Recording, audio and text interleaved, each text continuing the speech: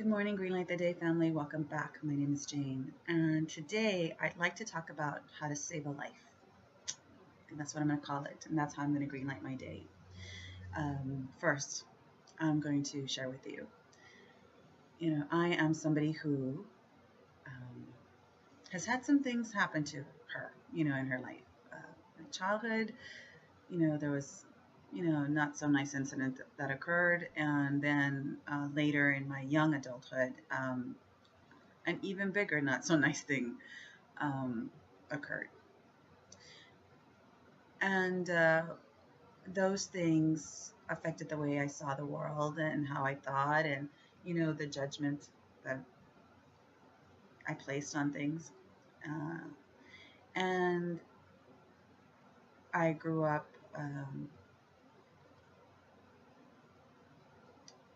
I grew up being afraid and wanting to hide, not be seen, be invisible. So I built a fat suit, and I protected myself um, against the world. And I built a relationship, or relationships, a life that was made to protect me, from the world.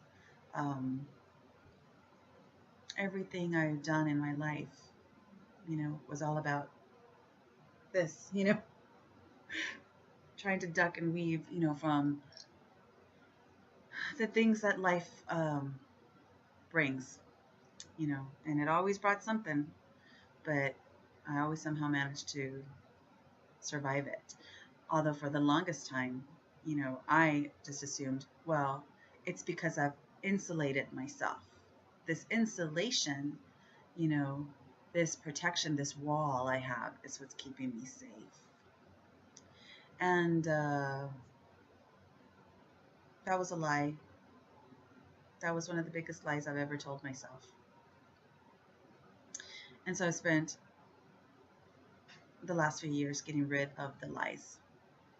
And the first lie was that my fat suit protected me from the world and that I couldn't handle the world if I wasn't heavy. Well, my heaviness was killing me. So what did I do?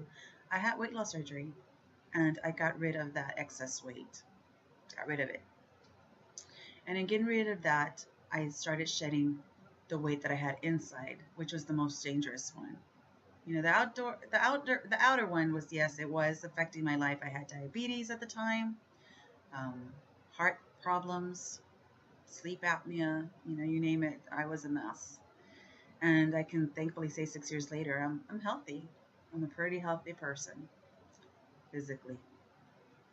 So after losing that weight, I've been shedding the inner weight, and that one's been harder and really has been the best work. And I'm doing the best I can, to get better. I have found as I've been going along that as I'm shedding this weight, a lot of it has to do with external expectations and inner expectations, right? Everything that I've held on to is all about what will people say, what will people think. And I'm not talking about people outside of my house. I can't worry about that, the world. I'm talking about the people inside my house, my family. I love my family, and it's important for me that I don't disappoint them. I want my family to love me and be proud of me, and because I love and am proud of them. I admire them and I respect them, and they're special to me, and so that matters to me. And because it matters to me, it's also kept me from being me, and that's just the truth of it, and that's the part that sucks.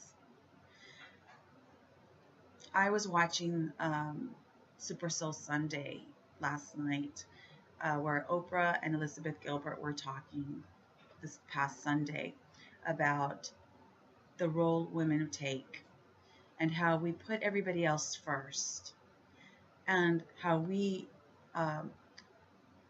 are told or taught, that We're supposed to take the back seat. And why is that? Because there's no hero's journey for women. There's none. That even Joseph Campbell, in his talk about the hero's journey and the trail of tears, or the walk of tears, there is no women's hero, no journey, no hero's journey that a woman can take, because a woman's job is already known. We were born with uteruses, so our mission in life is to have children, to bear life. That is our power, and that's it. Doesn't matter that we are also walking a path. Doesn't matter that we are also having obstacles that we have to fight and defend ourselves from. Doesn't matter that we also have to take risks. We're women. We give birth. That is our place in the world. And the hero is the men in our life, and they're supposed to save us, and they're supposed to protect us. And we're just supposed to, either be rescued or whatever other, we're the background. We're in the background. But I'm a woman, and this is my life. And it's important that I have, or I am true, not that I have, but that I'm true to my hero's journey, because everybody's born with one. It doesn't matter what your sex is. That's the biggest lie, that you don't have a hero's journey. And I feel like my life was about being the background. I've been the background to my life. I, like I said, created a life where I am protected. I have my bodyguard, my husband. He's there saving me, protecting me. But that's wrong. That's not his job.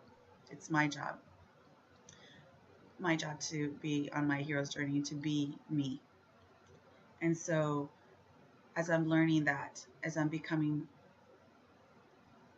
more real, more about who I am, and I realize that I'm strong enough.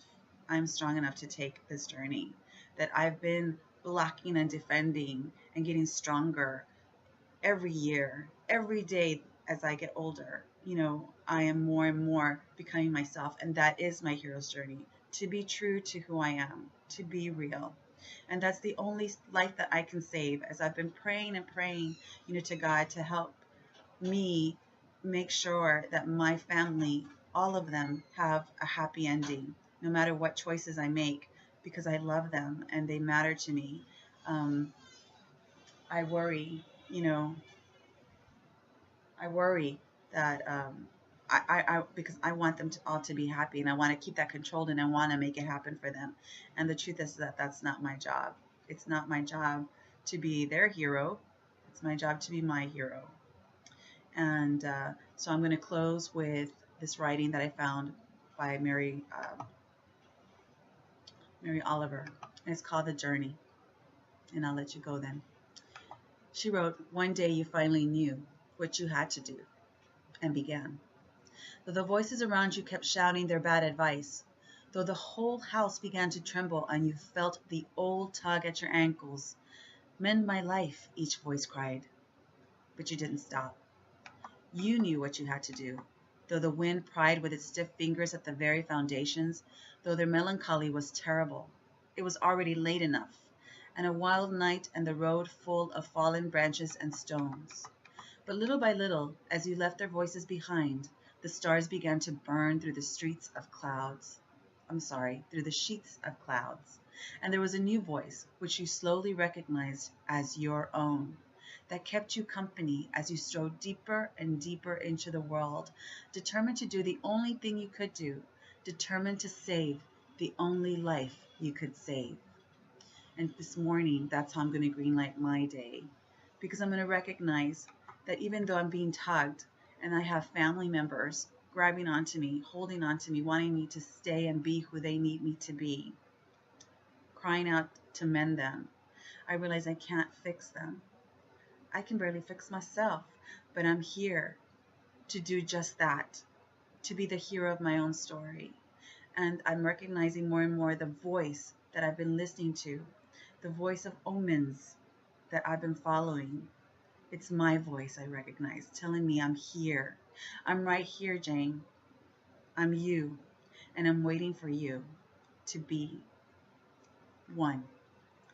And today, I'm greenlighting my day knowing that's the only life I can save.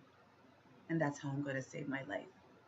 Keep stepping, keep fighting, keep walking towards the me, who I really am. And we'll see y'all later. Love you, people. You go greenlight your day. Mwah.